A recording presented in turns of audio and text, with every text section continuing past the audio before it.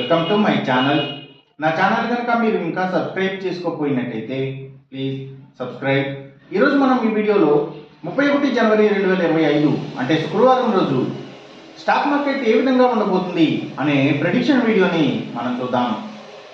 అసలు శుక్రవారం రోజు ఓవరాల్గా స్టాక్ మార్కెట్ ట్రెండ్ ఎలా ఉండబోతుంది అనేది తెలుసుకునే ముందుగా ప్రీ మార్కెట్ సెషన్ గురించి మనం ప్రెడిక్ట్ చేయాలి అంటే అంతకన్నా ముందు రోజు అంటే Thursday American stock market Nasdaq పాజిటివ్గా ట్రెండ్ అయ్యే అవకాశం ఉంది.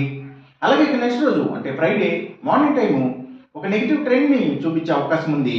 ఏషియన్ మార్కెట్స్ ఒక నెగిటివ్ మూవ్మెంట్ని చూపించే అవకాశం ఉంది. సో అలాంటి నెగిటివ్ ట్రెండ్ బిగినింగ్ మనకి దొరికిన తర్వాత మన మార్కెట్ ఓవరాల్ ట్రెండ్ మనం చూడాలి అంటే అది నెగిటివ్గా ట్రెండ్ అయ్యే అవకాశం ఉంది. అలాగే సేమ్ బ్యాంక్ నిఫ్టీ కూడా నెగిటివ్గానే ట్రెండ్ అయ్యే అవకాశం ఉంది. నిఫ్టీ ఐటీ మాత్రం కొంతవరకు పాజిటివ్గా ట్రెండ్ అయ్యే అవకాశం ఉంది.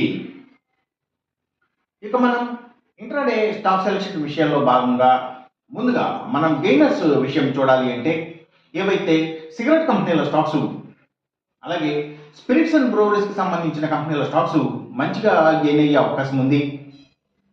అలాగే ఇంకా FMCG sector stocks foods and బెవరేజెస్కి సంబంధించిన కంపెనీల స్టాక్స్ కూడా మంచిగా గెయిన్ అయ్యే అవకాశం ఉంది. ఇంకా స్టీల్స్ ఐటీ స్టాక్స్ ఇంకా కమ్యూనికేషన్ సెక్టర్ స్టాక్స్ వాటిని బేస్ చేసుకుని పనిచేసే cell phone towers cables internet services providers ఇలాంటి వాటి స్టాక్స్ మీడియా అండ్ టెలివిజన్ ఛానల్స్కి సంబంధించిన కంపెనీల స్టాక్స్ కూడా గెయినింగ్ సైడ్ ఉండే అవకాశం ఉంది.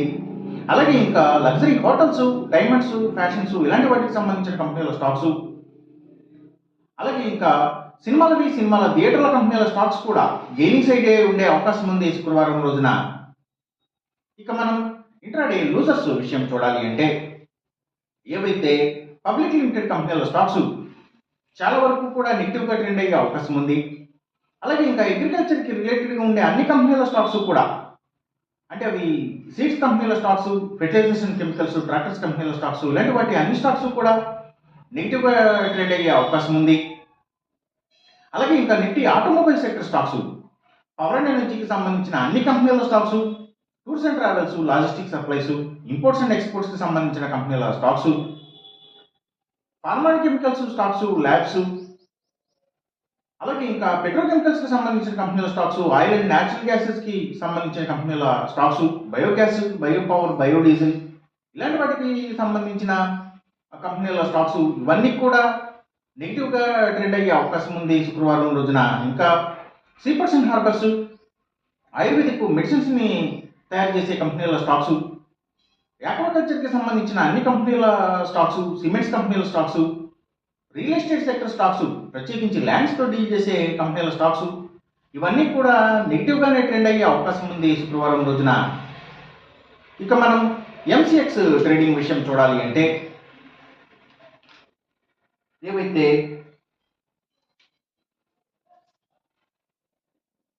గోల్డ్ ప్రైసెస్ అలాగే సిల్వర్ ప్రైసెస్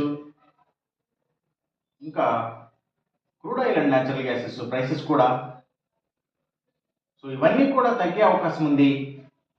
కాపర్ ప్రైసెస్ మాత్రం పెరిగే అవకాశం ఉంది.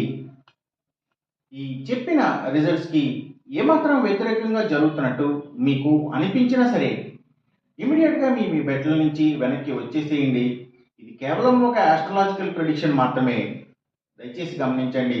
అలాగే ఈ వీడియో కనుక మీకు నచ్చినట్టయితే నా ఛానల్ని సబ్స్క్రైబ్ చేయండి, అందరికీ ఈ వీడియోని షేర్ చేయండి, లైక్ చేయండి. Thank you for watching.